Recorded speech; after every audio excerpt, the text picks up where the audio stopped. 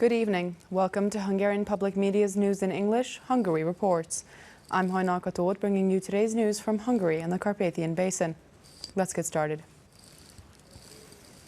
Thursday is August 20th, when Hungarians around the world celebrate Hungary's foundation and its first Christian king, Saint Stephen. Celebrating the state's existence is one of the oldest Hungarian national holidays, and it's also the celebration of new bread. State programs this year included the ceremonious hoisting of the national flag, then the initiation of the new Hungarian soldiers at Kossuth Square, as every year. The soldiers of the Hungarian armed forces were the first to march in with the historical flags in their hands. Then the President of Hungary, János Áder, stepped out of Parliament in the company of Prime Minister Viktor Orbán and the Speaker of Parliament, László Kövér. Military officers carried the national flag, accompanied by the drummer's drum roll. The young officers then took their solemn oath. According to ancient Hungarian traditions, they reinforced the pledge by drawing their swords. Finely polished and precisely matched stones made by careful hands make these masterpieces strong, enduring, and eye-catching, the president said. He drew attention to the ordeals of recent months, the dedicated work of physicians, nurses, teachers, soldiers, and border guards, as well as the challenges of the coming months. We must enrich, build, and serve an eternal Hungary. Let us protect our values. Let us invigorate our traditions and maintain our country's healthy vitality, János Áder said. Although the air and water parades of this year's celebration were cancelled, the military helicopters and aircrafts flew over the square as a sign of respect. In his speech, Viktor Orbán, on behalf of the country, thanked the parents of the new graduate officers for raising such valiant patriots for Hungary. The Prime Minister added that from now on, the officers would embody the idea of a man, the idea of a Hungarian soldier ready to use his weapon, or if necessary, lay down his life to perform his duty. From today, you are the trustee of an old Hungarian truth of life, which says, life is a duty.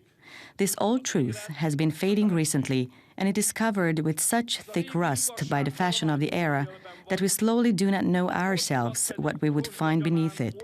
And yet, Hungary's future stands or falls on the old truth, despite the fashion of the era, Viktor Orbán said.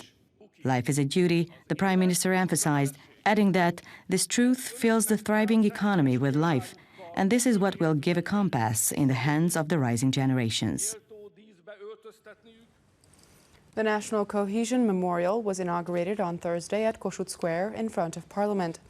It was originally meant to be opened on the 100th anniversary of the Trianon Peace Treaty on June 4th, but the opening ceremony was postponed because of the pandemic.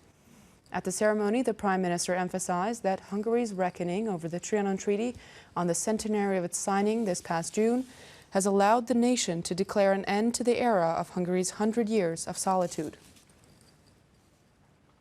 The National Cohesion Memorial can be found 5 meters below the ground. The names of each village, town, and city that existed in the historical Hungary are engraved in its side. An eternal flame that symbolizes unity burns in the middle, surrounded by blocks of stone, which represent the geographical areas cut off from the historical Hungary that were allocated to 7 different countries. 100 years after the defeat of World War II in Trianon, we Hungarians stand on the stage of European history as the champions of survival, Viktor Orbán said. Prime Minister Viktor Orbán spoke of the greatness of the nation at the inauguration of the memorial. The Prime Minister emphasized that there is no other nation in the world that would have survived a century like this. The hour of reckoning brought us to declare an end to the era of Hungary's 100 years of solitude brought on by Trianon. And we declare that after the collapse of Czechoslovakia, Yugoslavia, and the Soviet Union, Hungary became the largest economy and most populous state in the Carpathian Basin, and we must finally understand that this comes with responsibilities that we cannot shy away from, Viktor Orbán said. The Prime Minister stressed that the Hungarian nation must fight for sovereignty every day. We also know that unsolicited help won't do any good. If strangers organize the life of Central Europe, that will lead to division, animosity, and subordination, and they will reap the benefits of our fantastic resources, our valuable work, and our world-class intellectual performance. They will reap the benefits and will increase their own power with them, Viktor Orbán said. Viktor Orbán emphasized that we must find a forum which equally guarantees national independence and the alliance of Central European peoples. Whilst contributing to European unity, the peoples of Central Europe must organize Central Europe. Because of the novel coronavirus pandemic, August 20th activities were a bit different or had fewer guests this year. It's a tradition that Pannonhalma opens the gates of the abbey founded by St. Stephen to the wider audience on this day. In Debrecen, the yearly flower carnival was a bit different. Instead of a parade, the organizers displayed the floats in an open-air exhibit.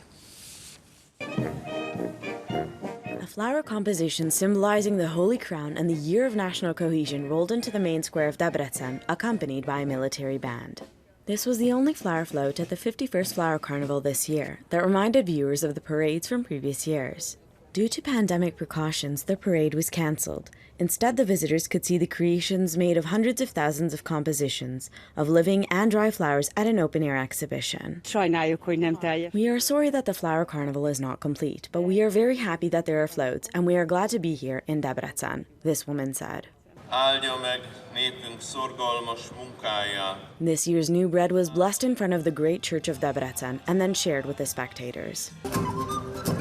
Visitors who wish to celebrate also have lots of activities to choose from in Székesfehérvár, but they too are celebrating differently this year. What is really important is that there are programs around the whole city, not just a small location, but rather a large territory awaits visitors, Kristina Benkő-Igaz said. Visitors were greeted at a location otherwise not open to the public at the Pannonhalma Arch Abbey. They celebrated St. Stephen's Day in the Kerengő Court. Két hegyi kristály lemez között látható ez az erekje. The relic of St. Stephen's cranial bone was also on display, which they placed in the court. The Arch Abbey presented a pilgrimage booklet in honor of August the 20th, which features local sites tied to St. Stephen.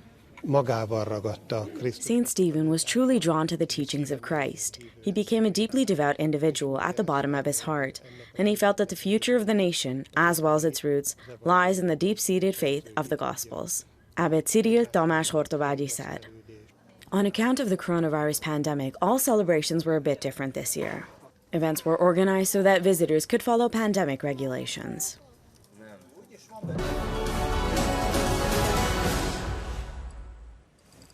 Life in the Matra Mountains has restarted. There are lots of tourists looking for active recreation there. Visitors have several walking and cycling paths to choose from. Other than the natural environment, the area offers many sites like the Matra Museum in Gyöngyös or the glass manufacturer in Porácsosvár.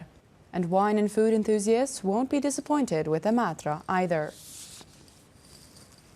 The Cobblestone Children's Museum is in downtown Sopron at the Eggenberg House. The exhibit presents the everyday life of people who lived in the olden days to preschoolers and elementary school children.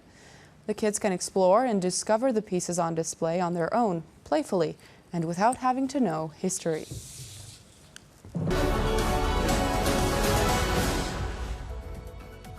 That's all for today. Catch the English news every day around 11:20 p.m. local time or stream it anytime online. Coming right up are M1's other foreign language news broadcasts. Thanks for watching. Good night.